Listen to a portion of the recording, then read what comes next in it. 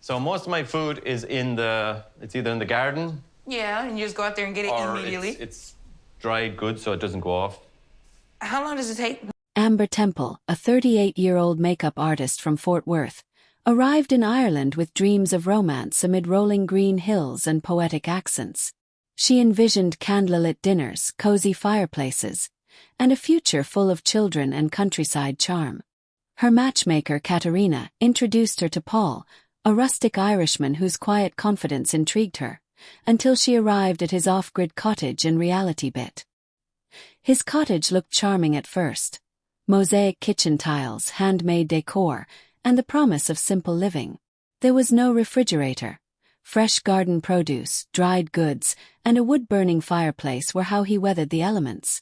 Amber appreciated his independence, his resourcefulness. Until he showed her the compost toilet. His tone was matter-of-fact. "I have a compost toilet, I'll show you." Then came sawdust and soda to cover deposits before wheeling it into the garden to fertilize his soil. He reassured her it had a piney scent and no odor. Amber nodded politely, adrenaline spiking behind her eyes. She tried to appear impressed by his craftsmanship. She did notice she was shivering, not from the chill but from creeping unease. Seated on the floor beside a rust-colored couch, they shared a glass of tea made from mint leaves grown in Paul's garden. It was delicious, until Amber learned they'd been fertilized via that same compost system. She blinked mid-sip. The warmth retreated from the cup.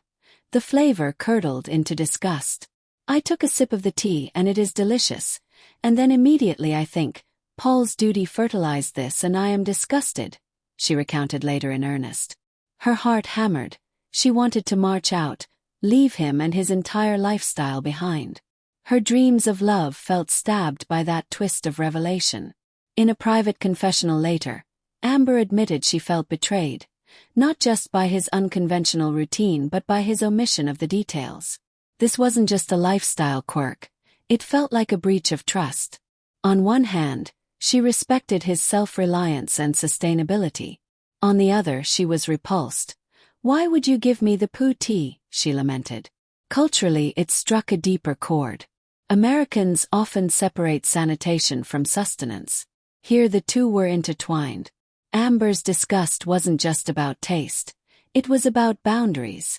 That night, in her cottage a mile away, she lay awake wrestling with what made someone charming, and what made someone incompatible. She met someone because she longed for peace, family, and earthly warmth, but not at the price of her comfort. Had Paul been upfront, she might have respected his choices, maybe even admired him. But feeling deceived, she clenched her hands and wondered if their futures had just composted themselves before they even began. The next afternoon, in damp sunlight, Amber agreed to return to the garden. Curiosity mingled with caution. Paul, sensing the tension, spoke honestly about his practices. How compost closed the loop, how gardens thrived, how his independence freed him. Amber listened. She admired his convictions but told him, "I'm not going to drink the tea again, not because I don't respect how you live, but because I need to know what I'm drinking." No yell, no dramatic farewell, just a gentle ending. That evening, they shared a final beer at a nearby pub. Paul admitted he might have underestimated cultural comfort zones.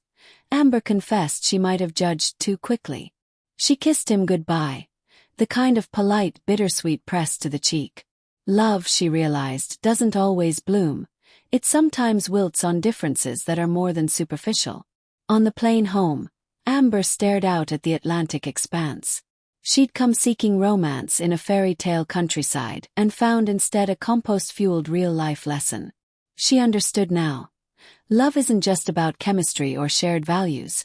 It's also about respecting boundaries and disclosure.